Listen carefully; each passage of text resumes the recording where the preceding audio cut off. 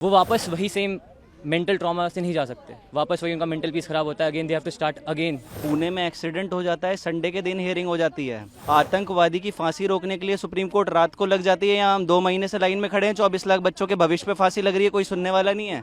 2015 में 44 बच्चों की वजह से पेपर दोबारा करवाया गया था, तो अब क्यों नहीं हो सकता जब इतना मास लीक हुआ है, सिर्फ इस वजह से कि रिजल्ट आ गया है। जिन्होंने बच्चों ने ऑलरेडी इतना अच्छा स्कोर किया हुआ है, उनके यहाँ फिर से मार्कशीट उठा लेंगे, उनको तो फिर भी पूरे सर्कल्स मिलेंगे, पूरा उनकी मार्किंग पूरी सही रहेगी, तो उनके में तो कोई मतलब डिफरेंशिएट करने का कोई सहारा ही नहीं रह जाता है। रीनीट इज़ नॉट अ सॉल्यूशन। इतने सारे बच्चों की मेहनत है जो दो ड्रॉप 3 ड्रॉप लेके इस साल नंबर ला रहे हैं, वो वापस वही सेम मेंटल ट्रॉमा से नहीं जा सकते, वापस वही उनका मेंटल पीस खराब होता है, again they have to start again, वापस सब कुछ शुरुआत से। So according to me re-NEET is not a solution, we should be against it and हमें एक्सेप्ट करना चाहिए और एनटीए को और अच्छे से अकाउंटेबल होना चाहिए हर चीज़ के लिए। काफ़ी शॉक्ड में हूँ इस चीज़ को लेकर के कि क्या ये देश खाली पैसे वालों और पावर वालों के लिए ही खड़ा होता है। पुणे में एक्सीडेंट हो जाता है, संडे के दिन हियरिंग हो जाती है। आतंकवादी की फांसी रोकने के लिए सुप्रीम कोर्ट रात को लग जाती है, यहाँ हम 2 महीने से लाइन में खड़े हैं, 24 लाख बच्चों के भविष्य पे फांसी लग रही है, कोई सुनने वाला नहीं है। आज 2 महीने बाद जाकर के डेट आ रही है और जिसमें अभी भी कोई ऐसी अभी तक कोई भी मतलब कि सरकार की ओर से कोई वो नहीं मिला है, छूट मिली है कि हमको कुछ ऐसा लग जाए कि हमको कुछ न्याय मिल जाएगा।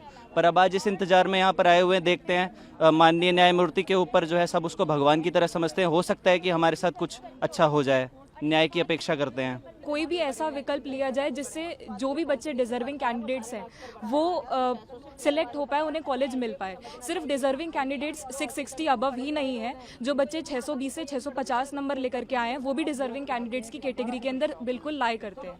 और अगर ये हम बात करें एनटीए की और गवर्नमेंट की, तो वो लोगों ने तो सिर्फ यही कह करके मामले को ख़त्म कर दिया है कि आइसोलेटेड सेंटर्स के अंदर ही हुआ है जितना भी स्कैम हुआ है, और उन लोगों के मार्क्स इतने नहीं आए हैं कि वो मतलब उन्हें कॉलेज मिल सके। तो ये चीज़ हमें कैसे पता चले? मतलब कोई भी चीज़ की हमें ट्रांसपेरेंसी नहीं है, वो लोग जो कह रहे हैं बस हमें उसी को मान लेना है। ऊपर से अगर गोधरा और पटना के केस लीक हुए हैं तो हम कैसे ये चीज़ मान ले कि इतने आधुनिक समय में पेपर किसी और के पास नहीं पहुंचा होगा, सिर्फ उन्हीं लोगों तक सीमित रह गया होगा।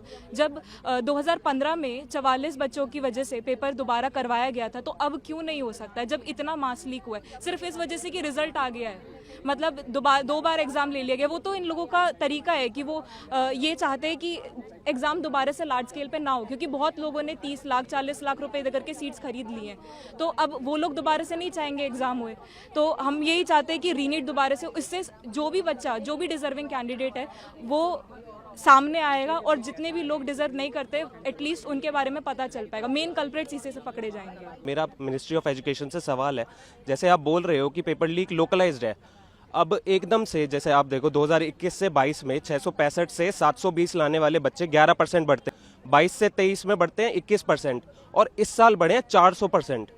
क्यों एकदम से इंटेलिजेंट बच्चे बढ़ गए? सब इंटेलिजेंट हो जाते हैं, और 520 से लेके 620 में सिर्फ 78% बढ़े हैं। तो हम कैसे कह सकते हैं कि पेपर लीक लोकलाइज्ड है? और फिर आप एक वर्ड यूज करते हो एलिजिड। जब सारे प्रूव्स हैं, फॉरेंसिक रिपोर्ट्स हैं, तो आप कैसे कह सकते हो कि अभी तक ये पूरी तरह से प्रूव नहीं हुआ है? पेपर लीक प्रूवन है। और अगर आप देखो, जैसे आप कोई और ऑल्टरनेटिव लेते हो, पार्शल रीनीट करवाते हो आप, तो वो बच्चे कैसे आएंगे सामने जिनके पास पेपर ऑलरेडी पहुंच गया था? और अगर आप रीवैल्यूएशन करवाते हो जिनके पास ऑलरेडी पेपर था, जिनके सेंटर पे टीचर्स ने ओएमआर भरी हैं, वो उन बच्चों के तो ऑलरेडी कितनी भी बार पेपर चेक कर लो, उनके तो उतने ही मार्क्स आने वाले हैं ना।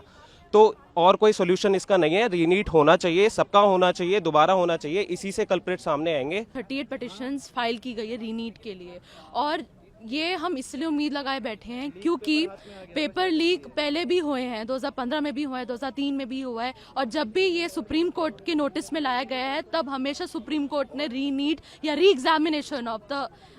एग्जामिनेशन हमेशा उसको सपोर्ट किया है, हमेशा उसके लिए जजमेंट दिया है। और जो नो रीनीट वाले कहते हैं कि भाई हमने मेहनत नहीं की, ये नहीं किया, तो मेहनत सब ने की है। यहाँ जितने भी बच्चे आपको दिख रहे हैं, जितने भी बच्चे आपसे न्यूज़ बोल रहे हैं, उन्होंने सब ने मेहनत की। 630 वाला, 620 वाला, उन सब ने मेहनत करी है, फिर भी उनको कॉलेज नहीं मिलता है इस रैंक इन्फ्लेशन के चलते। और ये जो बोलते हैं रिवैल्यूएशन तो उन जिन्होंने बच्चों ने ऑलरेडी इतना अच्छा स्कोर किया हुआ है उनके यहाँ फिर से मार्कशीट उठा लेंगे, उनको तो फिर भी पूरे सर्कल्स मिलेंगे, पूरा उनकी मार्किंग पूरी सही रहेगी, तो उनके में तो कोई मतलब डिफ्रेंशिएट करने का कोई सहार ही नहीं रह जाता है।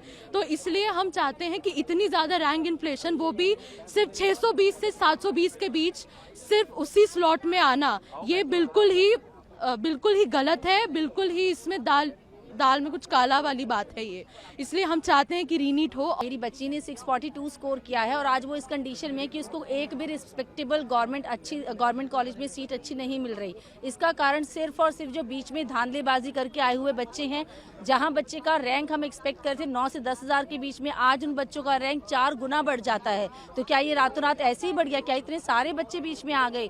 तो जब भी इस सिचुएशन में ऐसा हुआ है, सिर्फ आखिरी उम्मीद हमारी सुप्रीम कोर्ट पर ही जाती है और आज भी हम इसी उम्मीद से आए हैं कि सुप्रीम कोर्ट सारे मामले को बिल्कुल बारीकी से देखते हुए इस पेपर को कैंसिल करेगी और बच्चों को दोबारा चांस देगी, ताकि जो बच्चे बीच में गड़बड़ करके आए हैं वो सारे अलग हो जाएं और जो डिजर्विंग कैंडिडेट्स हैं उनको अपनी सीट मिले।